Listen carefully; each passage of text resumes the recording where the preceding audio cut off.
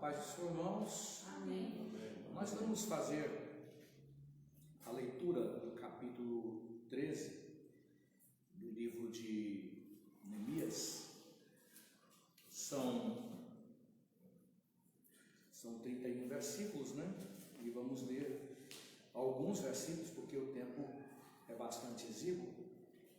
A partir do capítulo 13, versículo 1 e seguintes, diz assim: Naquele dia se leu para o povo no livro de Moisés. Achou-se escrito que os amonitas e os moabitas não entrassem jamais na congregação de Deus. Portanto, não tinham saído ao encontro dos filhos de Israel com pão e água. Antes assalariaram contra eles Balaão para os amaldiçoar. Mas o nosso Deus converteu a maldição em bênção. Ouvindo eles, o povo, esta lei, apartaram de Israel todo elemento misto. Oremos ao Senhor mais uma vez, antes da exposição desta palavra. Pai amado, no nome do Senhor Jesus, nós oramos a Ti. Te louvamos, Senhor, engrandecemos o Teu nome na grandeza e na beleza da Tua santidade, pela oportunidade que o Senhor nos concede de, neste momento, mais uma vez, estarmos aqui debruçados no instrumento que o Senhor escolheu para comunicar a Tua tão grande e única salvação, esse instrumento, a Tua palavra. Te pedimos para que a Tua misericórdia e graça nos assista nos momentos que aqui passarmos, a Deus, para que possamos, assim, para o Teu louvor, para a Tua honra e para a Tua glória, sermos trabalhados pela Tua palavra, para que possamos, mediante esta palavra, alcançar a estatura que o Senhor deseja que alcancemos. Em nome do Senhor Jesus, nós oramos e agradecemos. Amém. Nós lemos esses primeiros versículos do capítulo 13 do livro de Esdras, falando de uma época. O texto começa dizendo que naquele dia se leu para o povo no livro de Moisés.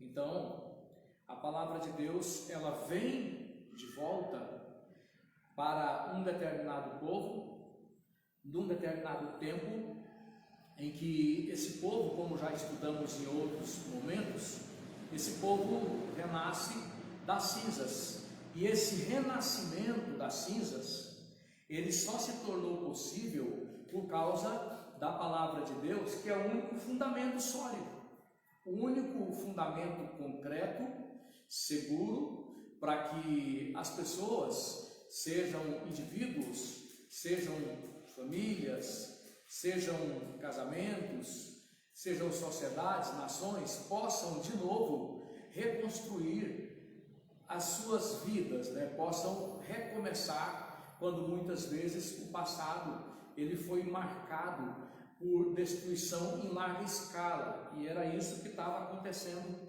com essas pessoas. Então, quando a palavra de Deus ali é lida, essas pessoas, elas têm nesta palavra a devolução exatamente desse único alicerce, único fundamento promissor, sobre o qual todo aquele que edifica terá a devida segurança em meio às tempestades, em meio às crises, em meio aos tsunamis dessa vida, vamos assim dizer. E é muito importante quando compreendemos que a palavra de Deus verdadeiramente compreendida, isso porque muitas pessoas leem a palavra de Deus, mas elas fazem a tradução que lhe apraz, elas fazem a interpretação que lhes seja conveniente. Mas quando a palavra de Deus é verdadeiramente lida, amados, é verdadeiramente traduzida, é verdadeiramente compreendida, então não tem como esta palavra não mudar a vida das pessoas. E nós vemos isso logo nesse primeiro momento. Esta palavra, ela provoca como impacto na vida daquelas pessoas aquilo que na Bíblia, em todo o seu contexto, é muito conhecido. Ela provoca uma atitude de quê? De santificação. A santificação é a resposta comum a todos aqueles que, com o coração quebrantado, receberam de forma genuína o Evangelho. de Jesus Cristo, a palavra de Deus. Você vê que essas pessoas, eles são, por esta palavra, levados a esta prática da santificação, que é a separação.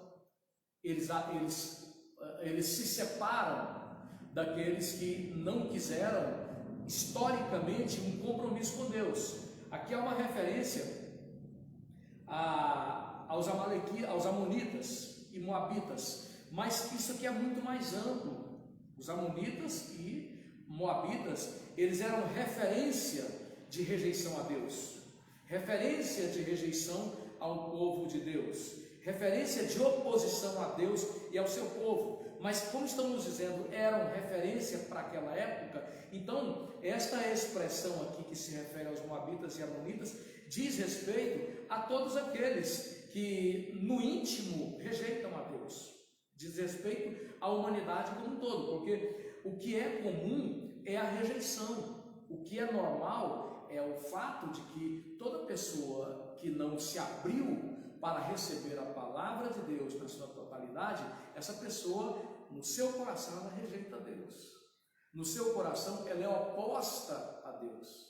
No seu coração, ela é inimiga de Deus. Ela pode até falar dele de forma elogiável, em palavras como pela força de um dito popular, mas no íntimo essa pessoa, o homem natural, o que é normal do homem natural que não teve encontro real com Cristo, é a rejeição à palavra de Deus. Ele, no máximo, ele faz algumas análises da palavra de Deus para ver aquilo que lhe é conveniente, para que ele obedeça aquilo que atenda aos seus propósitos. Isso aí é uma afronta aos olhos de Deus. Então, aqui o mandamento para que o povo de Deus se separe, para que o povo de Deus rompa com todo vínculo, com toda aliança, rompa com todo convívio que é oposto a Deus. Há aqui uma exigência posta pela palavra de Deus para que nós sejamos levados exatamente a esta separação. Não quer dizer, aplicando esta palavra, que nós somos antissociais, que somos pessoas que declaram guerra ao ser humano, né? A Bíblia própria coloca isso em Efésios capítulo 6, que a nossa guerra não é contra a carne, nem contra o sangue. Mas não é possível o crente ter uma ligação afetiva com aqueles que odeiam a Deus. Isso não é possível. É possível e é muito importante que o crente ore pelo pecador, ame o pecador, mas não é possível você ter um compromisso de alma com ele, porque a partir do momento que você tem um compromisso de alma, um compromisso de afeto com ele, isso vai te condicionar aos propósitos opostos a Deus, vai te condicionar às práticas opostas a Deus, vai te pegar como um refém dele. Então, se você se ligar a ele em termos afetivos, não tem como você não se embaraçar com o estilo de vida dele. Isso não é possível. Aí nós vamos durante toda a Bíblia ver isso. Não ameis o mundo, nem o que no mundo há.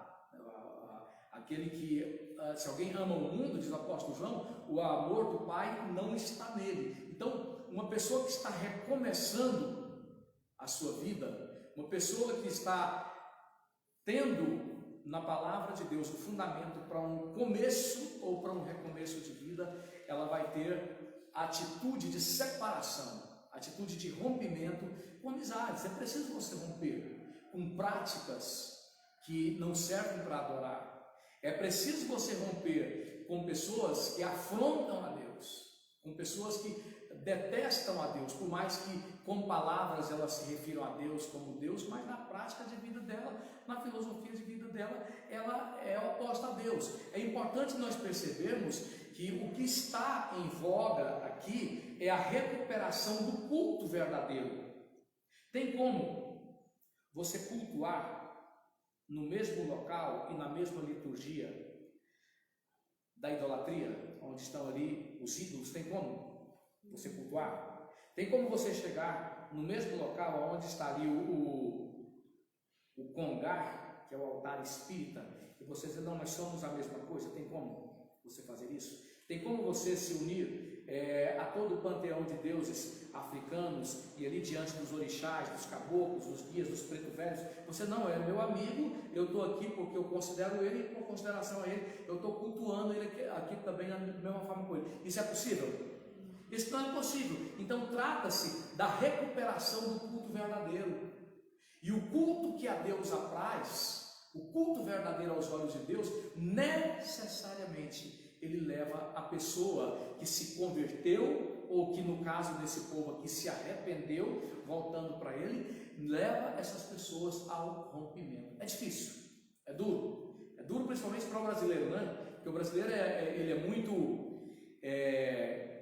é muito sanguíneo, eu diria, né? Ele é muito social, né? O brasileiro é conhecido pelo mundo inteiro como um povo fácil de se lidar, que faz amizade com todos facilmente, mas esta prática que nos é inerente como brasileiros, ela tem que ser colocada a serviço da palavra de Deus, porque senão ela será um laço para nós. É em nome do afeto, em nome do sentimento, que muitas pessoas, muitos crentes não estão percebendo que estão entristecendo o Espírito Santo de Deus. Estão vivendo aquilo que a gente poderia chamar de a crise, a síndrome dos filhos de Eli, né? Quando o Senhor fala para Eli, você honra seus filhos mais do que a mim. Então ele tinha que romper, mesmo com os filhos, por causa da impiedade, e ele teve seu ministério destruído, né? Porque ele não quis compreender isso aqui na prática. Então, os demais versículos vão colocar isso, que esse rompimento, ele é levado avante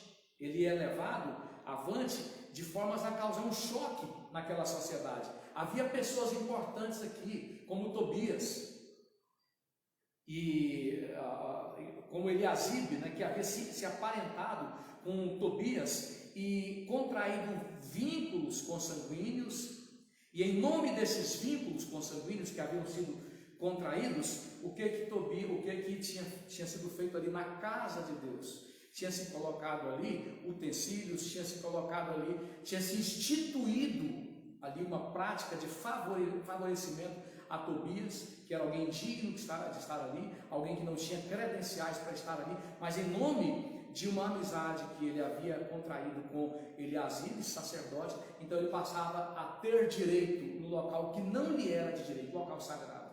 Não é? Então, quando recebemos a palavra de Deus na sua totalidade, haverá como consequência a implosão de vínculos, a implosão de amizades, e foi o que aconteceu aqui. O texto vai dizer, ora, antes disso, Eliasibe, sacerdote, encarregado da câmara da casa do nosso Deus, se tinha aparentado com Tobias, e fizeram para este uma câmara grande, onde dantes se depositaram as ofertas e manjares, e o incenso e os utensílios, e os dízimos dos cereais, do vinho e do azeite, que se ordenavam para os levitas, cantores e porteiros, como também contribuições para os sacerdotes. Mas quando isso aconteceu, não estive em Jerusalém, porque no 30º ano de Artaxerxes, rei da Babilônia, eu fora ter com ele, mas ao cabo de certo tempo pedi licença ao rei e voltei para Jerusalém.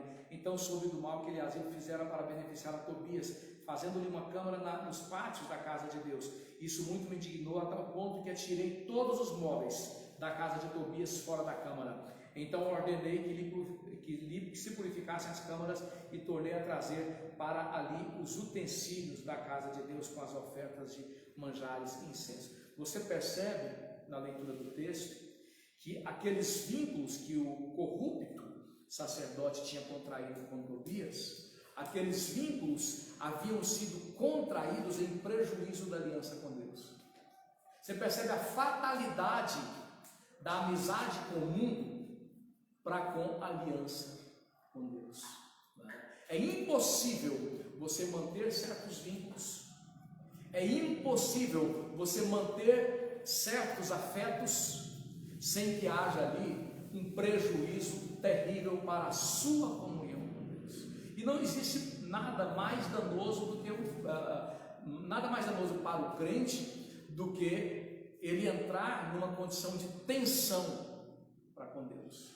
Não existe prejuízo maior do que o prejuízo na comunhão com Deus, não é? E esse prejuízo estava se sucedendo sobre aquela comunidade. E ele continua dizendo, também soube que os quiões dos levitas não se lhes davam de maneira que os levitas e os cantores que que faziam o serviço tinham fugido para cada um para o seu campo. Então contendi com os magistrados e disse: por que desamparou a casa de Deus? Ajuntei os levitas e os cantores e os restituí a seus postos. Então todo Judá trouxe os dízimos dos cereais, do vinho, do azeite, dos depósitos, porque por tesoureiros dos depósitos pus Selemias, o sacerdote, Zadok, o escrivão, e dentre os levitas Pedaías, como assistente deles, Hanã, filho de Zacur, filho de Matanias, porque foram achados fiéis, e se lhes encarregou que repartisse as porções para seus irmãos. Por isto, Deus meu, lembra-te de mim e não apagues a beneficência que eu fiz à casa do meu Deus e para o seu serviço. Os irmãos percebam que o texto aqui coloca claramente que o serviço para Deus tinha sido paralisado. O serviço da casa de Deus tinha sido paralisado. O culto verdadeiro tinha sido paralisado pelas motivações oriundas dessas alianças. Irmãos, vejam que atualidade para os nossos dias. Alianças que fazem paralisar o serviço cristão. Pessoas que não conseguem servir a Deus com fidelidade e com fervor por causa dos vínculos contrários à palavra de Deus. Por causa de vínculos que os fazem emergir em interesses carnais. Essas pessoas não podem servir. Irmãos, isso é realidade de muita gente. É realidade de muito crente. Muitas pessoas, muitos crentes não estão percebendo que eles estão se conduzindo numa ascendência, num mergulho espiritual sem fim, e o diabo está enganando eles, dizendo para eles: não, você vai resolver isso e isso, e depois você vai ter tempo de apresentar-se diante de Deus para servir. Não, você só vai passar essa crise que você está enfrentando, e depois haverá um momento oportuno para você servir a Deus. Essas pessoas não estão percebendo que a vida está indo embora, que o tempo está indo embora, o tempo está correndo. Elas estão sendo traídas pelo profundo envolvimento com amizades, com as coisas desta vida, e em meio a essas amizades há como que um pacto. Elas estão presas. Irmãos, o crente não pode estar preso a ninguém, a ninguém nem a nada, a não ser a Cristo. O apóstolo Paulo, quando ele escreve falando do seu compromisso de serviço, de responsabilidade para com Deus, no capítulo 6 de Gálatas, ele diz o seguinte: ninguém me detenha, eu trago no meu corpo as marcas de Cristo. Ali ele faz uma exemplificação do que acontecia no Antigo Testamento, quando o escravo poderia ser mandado embora, mas aquele escravo tinha adquirido um vínculo de alma com o seu Senhor. Tão profundo era esse vínculo, tão forte era esse vínculo, que ele dizia: não, eu não quero mais deixar de ser escravo seu, eu te amo. Eu amo o meu Senhor. Ser escravo seu é melhor do que ser livre. Então Paulo reporta-se a esse contexto neotestamentário, quando no jubileu, ao fim de mais de 6 anos, aquele escravo que tinha contraído uma dívida tinha o direito de ter essa dívida saldada de acordo com a legislação daquela época, mas aquele escravo dizia: não, melhor me é ser escravo do que ser livre. Eu amo o meu Senhor, eu não quero ser livre. Então, segundo a legislação daquela época, se furava a orelha daquele escravo com uma sovela, então ele ficava para sempre com o seu Senhor. Então Paulo aplica essa figura para o fato de que ele, como homem de Deus, como servo exemplar, ele estava desimpedido de tudo e de todos. Ele estava desobrigado de tudo e de todos. Ninguém colocava amarra em Paulo. Ninguém limitava Paulo no seu serviço. Ninguém dizia para Paulo de que modo ele ia servir a Deus, como ele ia servir a Deus. Ninguém colocava limites ao serviço de Paulo. Ninguém freava Paulo. Esse é o padrão cristão. Então o que você vê aqui nesse contexto é o fato de que o serviço para Deus tinha sido negligenciado. E Neemias, ele fala com voz de censura: o que é que foi isso? O que é que vocês fizeram? O texto aqui diz claramente no versículo 11: então contendi com as autoridades, com os magistrados, e diz: por que desamparou a casa de Deus? Os levitas tinham ido embora, porque aquele pessoal ficava 24 horas por dia de suas vidas a serviço do tabernáculo, a serviço do templo, a serviço da obra de Deus. Eles não poderiam trabalhar segundo o mandamento de Deus. era para eles ficarem ali oficiando o tempo inteiro. Então, as alianças que haviam sido contraídas com a impiedade de Eliasibe, com Tobias, eram tão perversas a ponto de desamparar os serviçais da casa de Deus.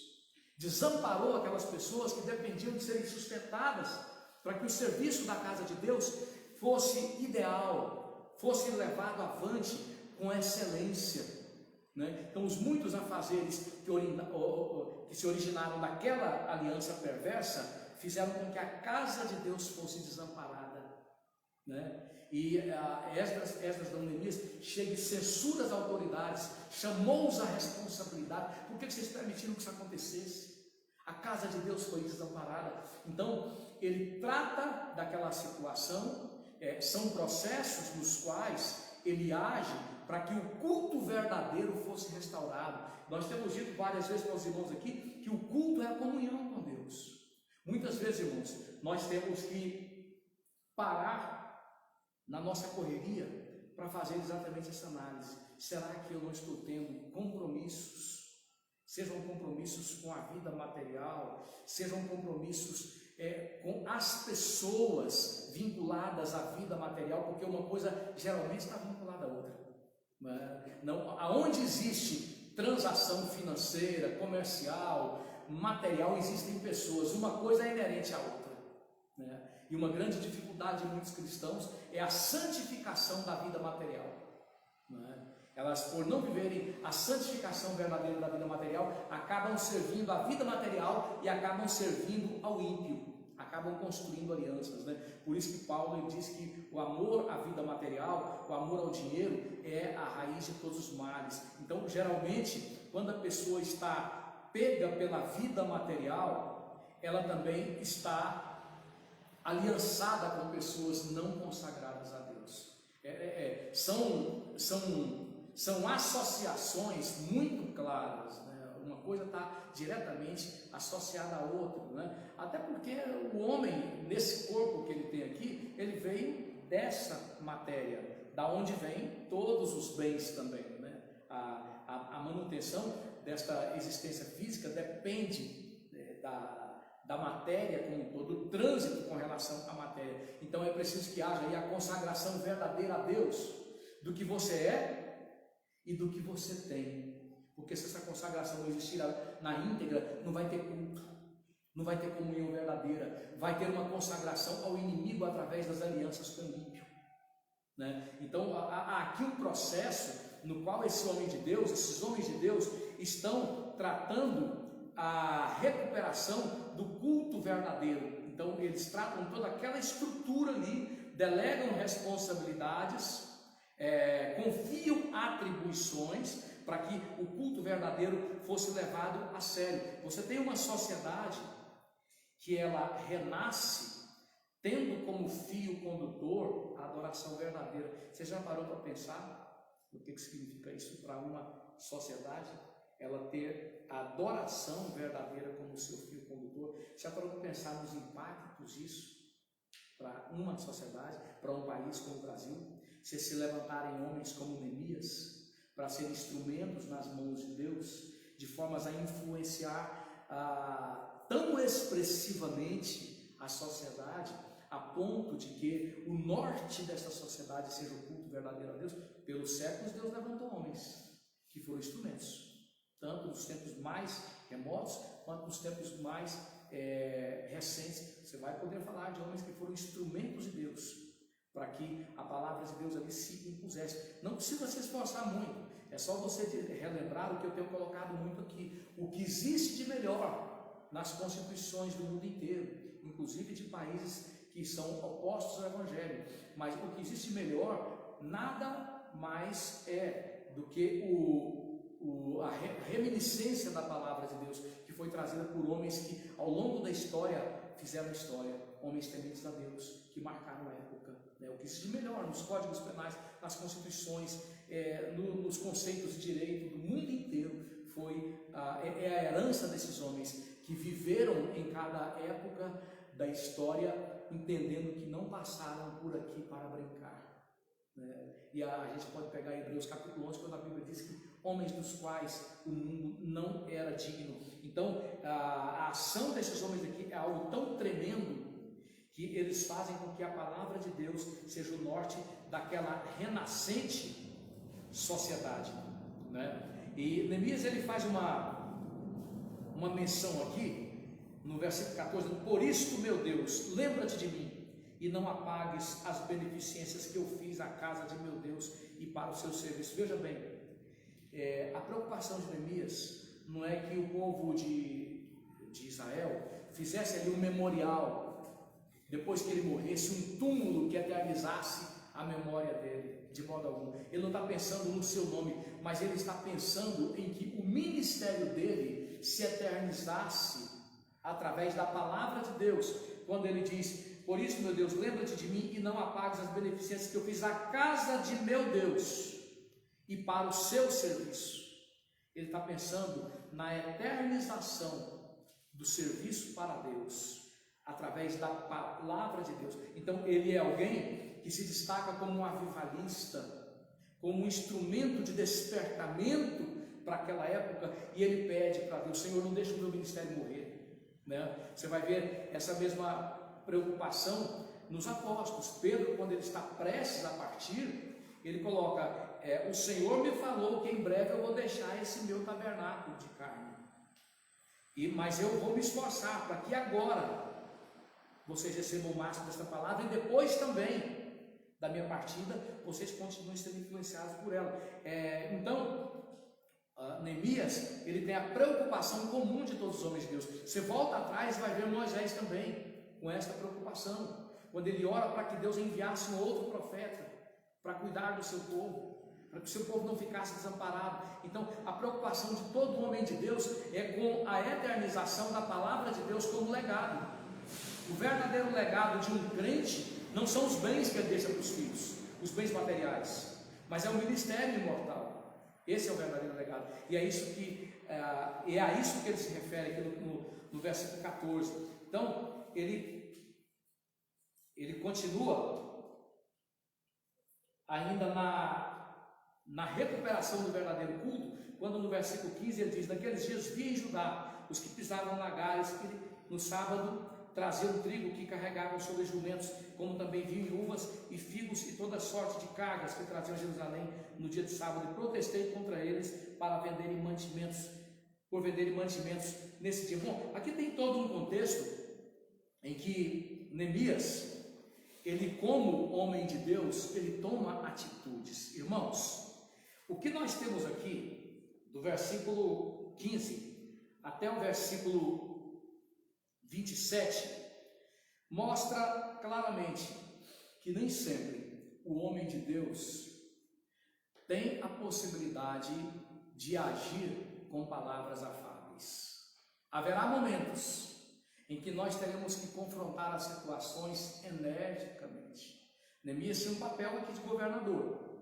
Então, a condição dele de governador, a condição secular dele era consagrada a Deus. Ele tinha que agir. E falou para aquelas pessoas: vocês estão profanando a legislação, vocês estão profanando princípios, trabalhando nos sábados, trazendo essas cargas para cá nos sábados. Se vocês continuarem, eu vou lançar mão de vocês.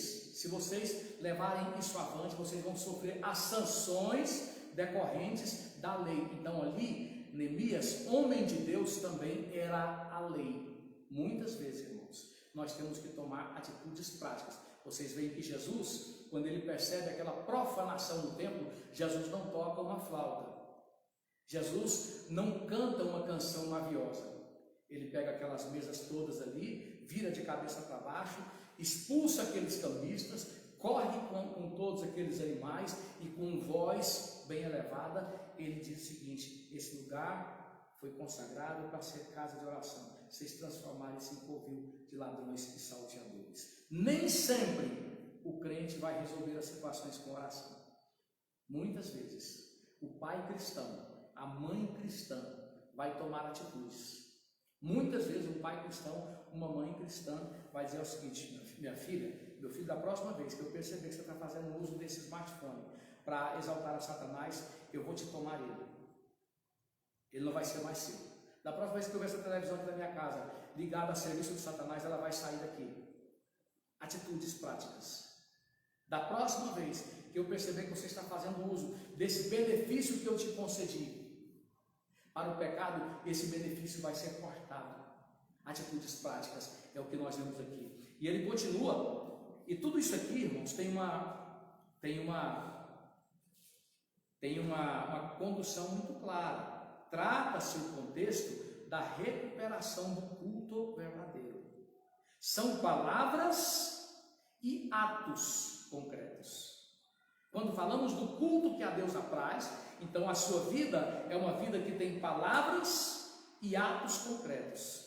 Quando você entende que você deseja viver uma vida de culto verdadeiro a Deus, você tem que considerar isso. E ele prossegue no versículo 23, vi também naqueles dias que judeus haviam casado com mulheres asdoditas, amonitas e moabitas. Seus filhos falavam meio asdodita e não sabiam falar judaico, mas a língua de seu respectivo povo. Contendi com eles e amaldiçoei, espanquei alguns deles e lhes arranquei os cabelos e os conjurei por Deus, dizendo: não dareis mais vossas filhas a seus filhos e não tomareis mais suas filhas, nem para os vossos filhos, nem para vós mesmos. Aí ele faz toda uma colocação citando a história trágica de Salomão, que caiu da glória para o inferno, né? Por causa dos vínculos, por causa das alianças, por causa dessa condição afetiva que não deveria existir. Aquele grande rei caiu em desgraça, né? E no versículo 28 ele diz: um dos filhos de Joiada, filho do sumo sacerdote Eliasibe, era genro de Sambalate Oronita, pelo que afugentei de mim. Lembra-te deles, meu Deus, pois contaminaram o sacerdócio, como também a aliança sacerdotal e levítica. Irmãos, a palavra de Deus, ela é simplesmente singular, como fonte de ensino, como fonte de instrução. Neemias chega ali e percebe uma situação terrível. O casamento misto daquela época, ele tinha como finalidade da parte de Satanás destruir a profecia messiânica, impedir o cumprimento da profecia messiânica. Na verdade, todos os levantes do Antigo Testamento demonstram a ação satânica com esse propósito: destruir a vinda do Messias. Então, aquele povo ali estava na mira de Satanás para que eles desaparecessem em termos étnicos, né? Para que a identidade deles desaparecesse e assim o Messias não nascesse. Então Neemias chega ali e pega aquela situação, aquela descendência que estava sendo gerada ali, falava meio asdodita, meio amonita, uma confusão tremenda. E você percebe também que essa confusão de linguagem era uma expressão da ação satânica para confundir o propósito de Deus. Você imagina que o Evangelho, desde o Antigo Testamento, quis Deus que ele fosse levado para os outros povos também. Quando o templo de Salomão é construído, então é construído sobre a promessa de que as nações seriam alcançadas pela mensagem clara, límpida, que sairia daquele povo. E agora tem um povo aqui que a língua é quase que intraduzível. Você está vendo aí o prejuízo para a pregação clara e límpida da palavra de Deus, um prejuízo para a mensagem que tem que ser clara. Estão entendendo? Hoje fala-se, por exemplo, na linguagem neutra, né? Uma coisa diabólica, né? Você entende que as pessoas, elas já têm dificuldade de entenderem-se umas às outras, uma dificuldade natural. Você é brasileiro, mas você percebe uma dificuldade natural que você tem de entender os seus conterrâneos do Nordeste para o Sudeste. Há dificuldades regionais, né? Da mesma forma, de Brasília para o sul do país, tem ali um carregamento regionalista, né? Que dificulta um pouco. E mesmo as pessoas que são das mesmas regiões, às vezes a pessoa está falando uma coisa ali, tem que repetir, é verdade? Até entre marido e esposa, você falou o que? Eu não entendi nada. Quem já não viveu essa experiência, né? Agora você imagine a linguagem neutra, né? Minix, e por aí se vai, né? O diabo trabalhando, né? E como a Bíblia, num contexto como esse aqui, se coloca atualíssima. Neemias chega ali e pega aquela bagunça. Eles não falavam nenhum idioma nem outro. O diabo trabalhando para dificultar a comunicação clara e límpida da mensagem da salvação. Então ele toma atitude enérgica, né? Irmãos, nós temos que tomar cuidado para que nós não sejamos negligentes. Eu descobri que você, meu filho, está reunindo nesse quarto aqui rapazes, meninas, enfim, sem minha autorização, sem que eu esteja aqui, e se a próxima vez que eu pegar, eu te tomo a chave desse quarto. A próxima vez que eu pegar, eu tiro toda a mobília daqui. Eu vou tomar atitudes enérgicas para que você não coloque a minha família como uma comunicadora da perdição, como uma comunicadora da mensagem do inferno. Então Neemias, ele toma atitude séria, enérgica, para que aquele contexto de sociedade, que era uma sociedade, vamos dizer assim, teocrática, né, era o governo de Deus, não se prestasse à comunicação do engano. Porque nós temos que, em todo tempo, caminhar comprometidos com a comunicação da palavra de Deus. E ele faz uma outra oração aqui, muito interessante. Você percebe que